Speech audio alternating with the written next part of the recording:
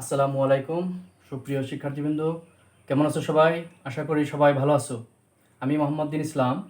আজকে আমি আলোচনা করব মোলের ধারণা ও রাসায়নিক গণনা, নবম দশম শ্রেণীর রসায়ন বিজ্ঞানের ষষ্ঠ অধ্যায়ে মোলের ধারণা ও রাসায়নিক গণনা।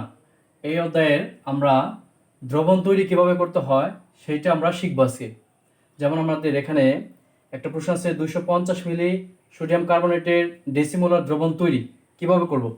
500 মিলি সালফারিক অ্যাসিডের সেমিমোলার দ্রবণ তৈরি, 1.5 লিটার সোডিয়াম হাইড্রোক্সাইডের সেন্টিমোলার দ্রবণ তৈরি।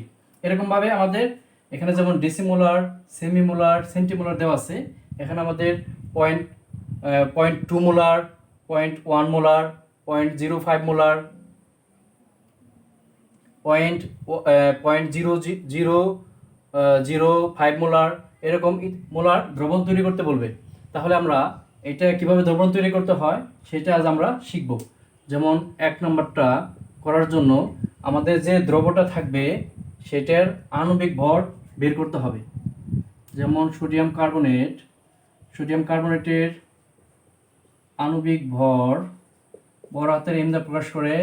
সোডিয়ামের পারমাণবিক ভর কত? 23। কত দিয়ে গুণ করতে হবে? 2 দিয়ে, পরমাণু আছে 2টি।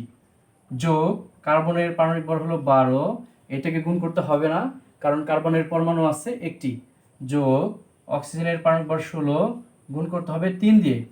তো 23 দুগুণে 46, 12, 3 16 48, 106 গ্রাম পার মোল, মানে 1 মোলে এত গ্রাম। আমাদের 250 মিলিলিটার, এইটা হলো আমাদের দ্রবণের আয়তন। দ্রবণের আয়তন ভিদা প্রকাশ করে 250 মিলিলিটার। আয়তন যদি মিলিলিটার থাকে আমাদের 1000 দিয়ে ভাগ করে লিটার বানাতে হবে। 0.25 লিটার। দ্রবণের ঘনমাত্রা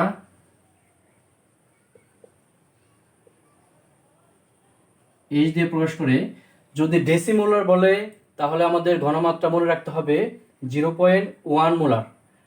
আর যদি সেমিমোলার বলে তাহলে ঘনমাত্রা হবে কত? 0.5 মোলার। আর যদি সেন্টিমোলার বলে তাহলে ঘনমাত্রা হবে 0.01 মোলার। আমি আবার বলছি, ডেসিমোলারের জন্য 0.1 মোলার। যদি বলে সেমিমোলার তাহলে 0.5 মোলার। সেন্টিমোলার বললে 0.01 মোলার। আর যদি মোলার বলে তাহলে 1 মোলার। আর যদি আমাদের ঘনমাত্রা দেওয়া থাকে যেমন 0.3, 0.25, 0.75, আরও অনেক দেওয়া থাকতে পারে। ঠিক আছে, আমরা এখান থেকে আমরা দ্রবটা কত কি পরিমাণ লাগবে সেটা আমরা বের করব। দ্রবের ভর ডব্লিউ সমান হোয়াট? আমরা কি জানি? আমরা জানি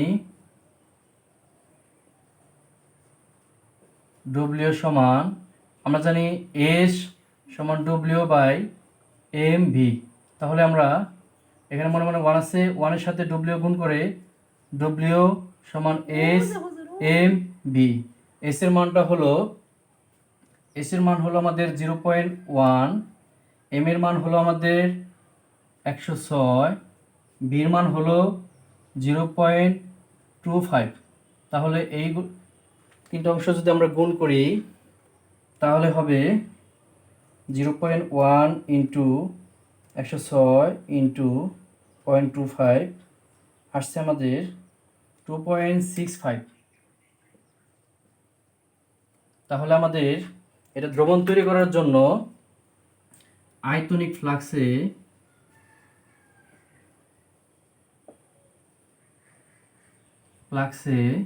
যে পরিমাণ দ্রবটা আসবে সেই পরিমাণ 2.65 গ্রাম। দ্রবটা কি ছিল আমাদের? Sodium carbonate. 2.65 gram sodium carbonate নিয়ে পানি যোগ করে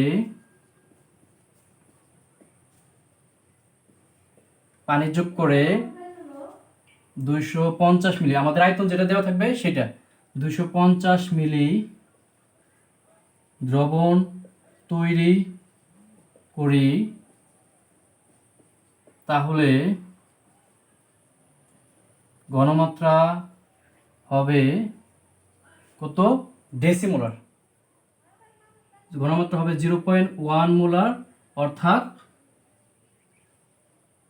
ডেসিমোলার। এভাবে আমরা যে কোনো দ্রবণ তৈরি করতে পারবো। আমরা আশা করি 2 নাম্বার এবং 3 নাম্বার করতে পারবো। 3 নাম্বারটা হলো 1.5 লিটার দেওয়া আছে আয়তন, এইটাকে আর 1000 দিয়ে ভাগ করতে হবে না। ঠিক আছে, সবাই করতে পারবো না আমরা? এই পরে দুইটা অঙ্ক আমরা সবাই বাসায় করে নেব। এখন আমরা যে বিষয়টা নিয়ে আলোচনা করব সেটা হলো যৌগে মোলের শতকরা পরিমাণ। যেমন আমাদের একটা যৌগ যেমন দেওয়া আছে সালফারিক অ্যাসিড। এই সালফারিক অ্যাসিড যৌগে কি কি মৌল আছে? আমাদের আছে হাইড্রোজেন, আছে সালফার, আছে অক্সিজেন। এখানে আমাদের এদের শতকরা পরিমাণটা কত সেটা বের করব। সেটা বের করার জন্য আমাদের কি করতে হবে? শতকরা পরিমাণ নির্ণয়। প্রথমে আমাদের যৌগের আণবিক ভর বের করতে হবে। আমরা আণবিক ভর বের করব। আণবিক ভর হাইড্রোজেনের পারমাণবিক ভর 1, তাকে 2 দিয়ে গুণ, যোগ সালফারের 32, তাকে গুণ করতে হবে না, যোগ অক্সিজেনের 16, তাকে 4 দিয়ে গুণ, 2, 32, 64। এখানে আমাদের টোটাল 2 হলো হাইড্রোজেন, 32 হলো সালফার, আর 64 হলো অক্সিজেন। তাহলে মোট হলো 98। তাহলে এখানে আমাদের হাইড্রোজেন এর শতকরা পরিমাণ অথবা শতকরা সংযুক্তি হবে মোট। আমাদের যৌগে হাইড্রোজেনের মোট পরিমাণ কত? 2, তাকে 100 দিয়ে গুণ শতকরার জন্য, আর নিচে হবে আণবিক ভর 98। এটা যদি আমরা ক্যালকুলেটরে হিসাব করি তাহলে আসবে হলো আমাদের 2.04%। একইভাবে যদি আমরা সালফারের শতকরা পরিমাণ বের করি হবে আমাদের 32। সালফারের পরিমাণ আছে কত? 32, গুণ করতে হবে 100 দিয়ে, আমাদের আণবিক ভর হলো 98। এটা যদি আমরা ক্যালকুলেটর হিসাব করি তাহলে আসবে হলো 32.65%। অক্সিজেনের শতকরা পরিমাণ কি হবে? আমাদের শতকরা পরিমাণ হবে, অক্সিজেন কত ভাগ আছে আমাদের? টোটাল 64 পূরণ 100/98। তাহলে হলো আমাদের কত? এটা হিসাব করলে আসবে হলো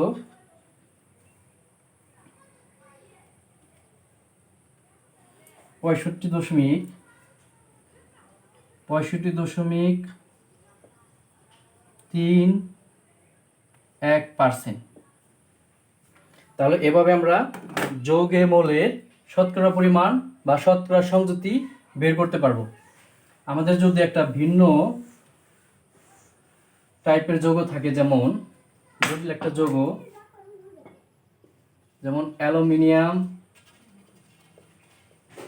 সালফেট, এরকম যদি থাকে তাহলে আমাদের আগে এই টোটাল পরমাণুগুলো আগে হিসাব করতে হবে। কি কি কতগুলো পরমাণু আছে? অ্যালুমিনিয়ামের কয়টা পরমাণু আছে, সালফারের কত আছে, অক্সিজেনের কত আছে। তো এটাকে আমরা করতে পারি অ্যালুমিনিয়াম 2, সালফারের এখানে কত আছে? 1। এই 1 দিয়ে এই 3কে গুণ করতে হবে, তাহলে সালফার হবে 3, আর অক্সিজেনের কত হবে? 3 এর সাথে 4 গুণ করে কত হয়? 12। তাহলে আমাদের আণবিক ভর কত হবে?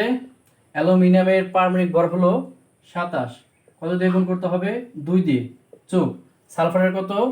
সালফারের হলো 32, গুণ করতে হবে 3 দিয়ে, যোগ অক্সিজেনের হলো 16, গুণ করতে হবে 12 দিয়ে। তাহলে 27 দুগুণে 54, 3 32 96, 16 আর 12 গুণ করলে হবে 192। তাহলে সবগুলো যদি যোগ করি তাহলে আশা করতে আমাদের আসে হলো 342। তাহলে আমাদের এখানে আমাদের এই 54 হলো অ্যালুমিনিয়াম, 96 হলো সালফার, আর 192 হলো অক্সিজেন। তাহলে অ্যালুমিনিয়ামের শতকরা পরিমাণ সমান, নিয়মটা কি আমাদের, যোগে মৌলটা কত ভাগ আছে, 54 ভাগ, তাকে 100 দিয়ে গুণ, নিচে হবে আণবিক ভর। তাহলে কত হবে এটা আমাদের, 54 ইন্টু 100 ভাগ 342 আসছে হলো আমাদের 15.79%। সালফারের শতকরা পরিমাণ হবে আমাদের, সালফার আছে 96, তাকে 100 দিয়ে গুণ, নিচে হলো 342%। তাহলে কত হবে এটা আমাদের, 96 গুণ 100 ভাগ হলো 342, আসবে হলো আমাদের 28.07%। একইভাবে আমাদের অক্সিজেনের শতকরা পরিমাণ, অক্সিজেনের শতকরা পরিমাণ কত আছে, অক্সিজেন 192, তাকে গুণ করতে হবে 100 দিয়ে, 342 দিয়ে ভাগ করে পার্সেন্ট, কত হয় আমাদের 192 পূরণ 100 ভাগ 342 হয় আমাদের 56.14। তাহলে এভাবে আমরা একটা জটিল যৌগের শতকরা সংযুক্তি বের করতে পারি। আরও একটা যৌগ যদি থাকে, যেমন প্রোপানোয়িক অ্যাসিড, যেমন আমাদের একটা হলো CH3CH2COOH, এইটা হলো একটা আমাদের জৈব অ্যাসিড, এটার নাম হলো প্রোপানোয়িক অ্যাসিড। এইটাই এখানে আমাদের শতকরা পরিমাণ বের করতে হবে মোলের। আমাদের এটা আণবিক সংকেত আগে বের করতে হবে। আণবিক সংকেতটা হলো আমাদের, কার্বন কয়টা আছে আমাদের মোট, কার্বন আছে আমাদের মোট 3টে, 1টা 2টা 3টা। হাইড্রোজেন আমাদের কয়টা পরমাণু, কয়টা আছে মোট 3টা হাইড্রোজেনের পরমাণু, এখানে 2টা, এখানে 1টা, কয়টা তাহলে 6টা। অক্সিজেন আমাদের কয়টা আছে, 2টা। তাহলে আণবিক ভর কার্বনের 12 যোগ গুণ করতে হবে 3 দিয়ে, হাইড্রোজেনের 1, তাকে 6 দিয়ে গুণ, অক্সিজেনের 16, তাকে 2 দিয়ে গুণ, 3 12 36, 6 কে 6, 16 দুগুণে 32, হয়ে গেল আমাদের কত হয় এটা, 8 14 4 74। তাহলে কার্বনের শতকরা পরিমাণ, কার্বন কত ভাগ আছে আমাদের, 36 ভাগ, 36 গুণ 100 ভাগ হলো 74%। ক্যালকুলেটরে যদি হিসাব করি আমরা, কত আসবে আমাদের, আসছে 48.65%। আমরা যদি হাইড্রোজেনের শতকরা পরিমাণ হিসাব করি, তাহলে পাবো হলো 6, হাইড্রোজেন 6 ভাগ পূরণ 100 ভাগ 74, এটা আসবে আমাদের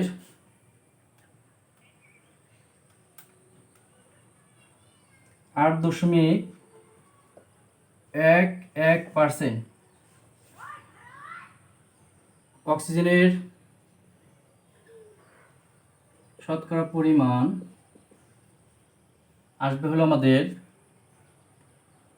32 পূরণ 100/74% সমান 32 ভাগ পূরণ 100/74 সমান হলো আমাদের 43.24%।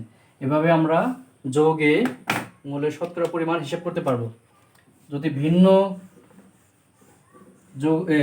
জটিল কোনো যৌগ হয়, যেমন তুতে হলো আমাদের কপার সালফেট 5 অণু পানি। এইটাকে করার জন্য আমাদের প্রথমে মোট পরিমাণ হলো কপার সালফেট, এখানে আমাদের হাইড্রোজেন হবে 5 দুগুণে 10টি, অক্সিজেন হবে 5টি। তাহলে আমাদের টোটাল কপার একটি, সালফার অক্সিজেন কয়টা, 4 আর 5 9টি, হাইড্রোজেন হলো 10টি। তাহলে এটার ভর বের করব কিভাবে, কপারের পারমাণবিক ভর হলো 63.5, কপারের 63.5 5 যোগ সালফারের হলো 32, অক্সিজেনের হলো 16, কত দিয়ে গুণ 9, হাইড্রোজেনের 1, তাকে 10 দিয়ে গুণ, তাহলে হবে আমাদের 63.5 32, তাহলে এটা হবে 144 10, সবগুলো যোগ করলে কত হয় আমাদের, সবগুলো যোগ করলে হয়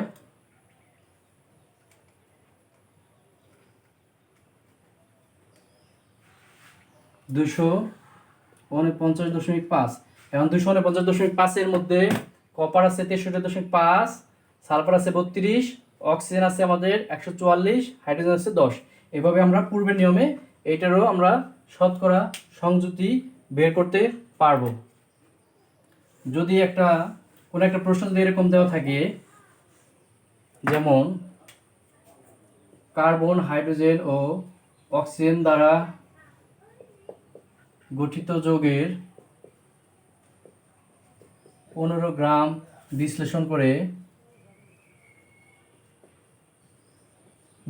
করে 6 গ্রাম কার্বন, 1 গ্রাম হাইড্রোজেন ও 8 গ্রাম অক্সিজেন পাওয়া গেল। আমরা H2 এবং O2 দিতে পারি, গ্যাসীয় অণুসমূহ দ্বিপরমাণু। তাহলে এটা শতকরা পরিমাণ কত হবে? এখানে আমাদের টোটাল 15 গ্রাম বিশ্লেষণ করে কার্বন হলো 6 গ্রাম, হাইড্রোজেন 1 গ্রাম, অক্সিজেন পাওয়া গেছে 8 গ্রাম, টোটাল হলো আমাদের 15 গ্রাম। তাহলে কার্বনের শতকরা পরিমাণ সমান মোট আমাদের 15 গ্রাম হবে নিচে, আর কার্বন পাওয়া গেছে 6 গ্রাম, তাকে 100 দিয়ে গুণ করে পার্সেন্ট, এটা আমাদের হিসাব করলে যা আসবে সেটা। একইভাবে আমাদের যদি আমরা করি হাইড্রোজেন এর শতকরা পরিমাণ কত হবে, 1/100 ভাগ 15%। একইভাবে অক্সিজেনের শতকরা পরিমাণ হবে, অক্সিজেন আছে কত আমাদের 8/100 বাই 15%। এরকমভাবে যদি একটা নির্দিষ্ট পরিমাণ দেওয়া থাকে, তাহলে সেখানে যে যে অংশগুলো থাকবে সেই অংশ দিয়ে আমরা এভাবে শতকরা সংযুক্তি বের করতে পারবো। প্রিয় শিক্ষার্থীবৃন্দ, সবাই বুঝতে পারছো? তাহলে আজ এই পর্যন্তই। সবাই বাসায় থাকবে, ভালো থাকবে। আসসালামু আলাইকুম।